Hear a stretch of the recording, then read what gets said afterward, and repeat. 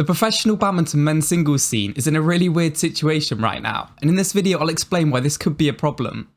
Unlike every other badminton category, the men's singles is dominated by one player, and in my opinion it's not even close. Just a quick reminder to please subscribe to the YouTube channel. We just hit 3,000 subscribers, which is awesome. When you watch every other badminton category, there are at least 3 or 4 players or pairs that have a great chance of winning it. There may even be 3 or 4 more players or players that have a smaller chance of winning it, but can definitely pull off upset wins versus the favourites. For example, in the women's singles, if all of the top 10 players were in a tournament, there would be no clear favourites. Every single player inside of the top 10 can beat each other on their day, and that's what makes it so exciting. I mean, the likes of PV Sindhu and Ratchanok Intanon are 7th and 8th in the world, but have been players that have been really successful in the past, and you wouldn't write them off in a tournament.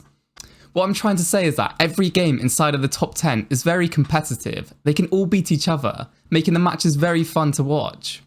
However, the problem that we have at the top level in men's singles is that Viktor Axelsen, the world number 1, is just so dominant. When Viktor Axelsen is playing, he is a clear favourite and is honestly expected to win every game he plays. There isn't really anyone who can consistently compete against him. Of course, you're going to have the odd tournament where Viktor gets knocked out and another player will play really well on that day, but on the whole, Viktor Axelsen is the best in the world. I mean, let's just look at the recent All England as an example. He won every game in straight sets, with none of them being really even close. The quarter-final match which he had versus Anthony Ginting just showed this. He won the match 21-4 and 21-9, which is just insane.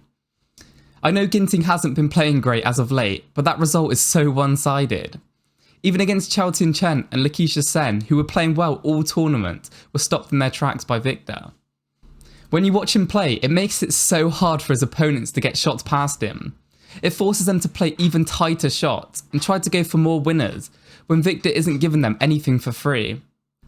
Of course, we all saw him win in the last Olympics, where again he didn't drop a single set all tournament. I honestly think he's a massive favourite to win the Olympics again in 2024, especially as he's only 28 right now. How many other badminton categories could you confidently predict the winner to be in the Olympics in 2024? I can't think of any, and it just shows of where the men's singles is right now. I just find it so fascinating how well Viktor is playing. To play at the level he is against the best players in the world consistently is so impressive. I think the players that have the best chance to challenge him at all have to be some of the younger players like Anders Antonsen, Lizzie Jia, Lakeisha Sen and Loki and Yu. Although I do think all of these players are not on the same level as Viktor in terms of consistency playing at the highest level. I think if they were to play Viktor 10 times, they might win 2 or 3 times perhaps. They're still young though, and for sure have the potential to win the biggest tournaments. You then have Kenta Momota, who in my opinion isn't quite on the level of beating Viktor Axelsen at the moment anyway. What do you guys think? Do you think that Viktor Axelsen is clearly the best singles player in the world right now, or do you think it's a lot closer than people think? This does also affect how entertaining it is to watch as fans, compared to how competitive every other category is. Let me know in the comments.